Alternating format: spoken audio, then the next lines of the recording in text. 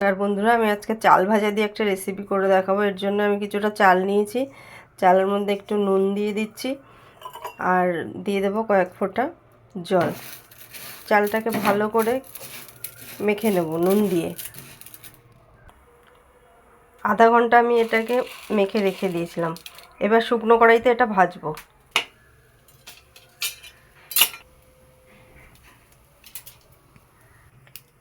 এরম হয়েছে আমার ভাজাটা, লালচে লালচে করে।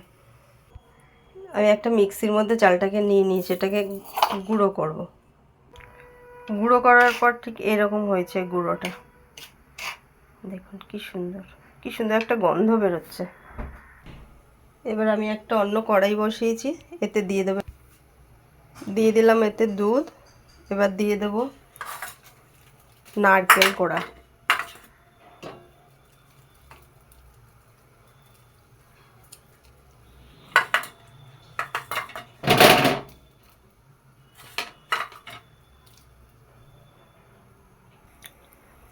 দিয়ে দেবো দুটো এলাচ আর চিনি।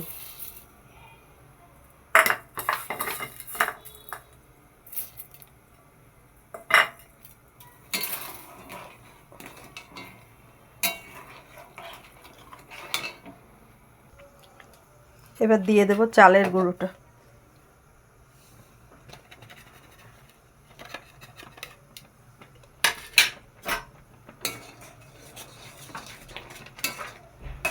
ভালো করে মিশিয়ে নেব, মিশিয়ে দুধটাকে শুকিয়ে নেব।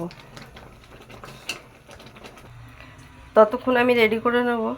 থালার মধ্যে আমি একটু সাদা তেল দিয়েছি, দিয়ে এটাকে লাগিয়ে নেব।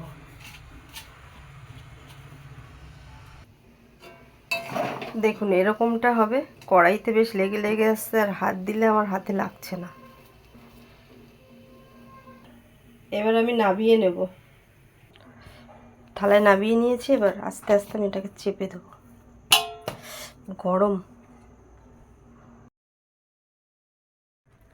কিছুক্ষণের জন্য আমি এরকম ছেড়ে দেবো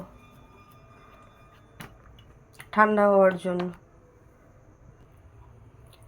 ওপর থেকে খানিকটা নারকেল কোড়া দিয়ে দেবো।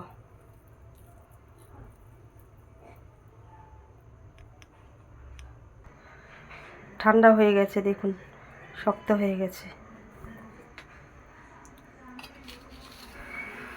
এবার ছুরি দিয়ে আমি এটাকে কাটবো। আমি বরফির আকারে এগুলো শেপ দিয়েছি, দেখুন।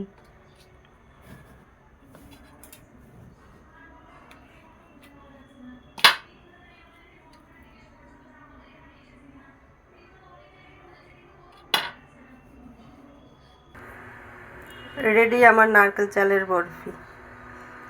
তবে বন্ধুরা, খেয়ে দেখবেন কেমন হয়েছে। রেসিপিটা ভালো লাগলে লাইক, কমেন্ট, শেয়ার করবেন। অবশ্যই আমার চ্যানেলটাকে সাবস্ক্রাইব করবেন। নমস্কার।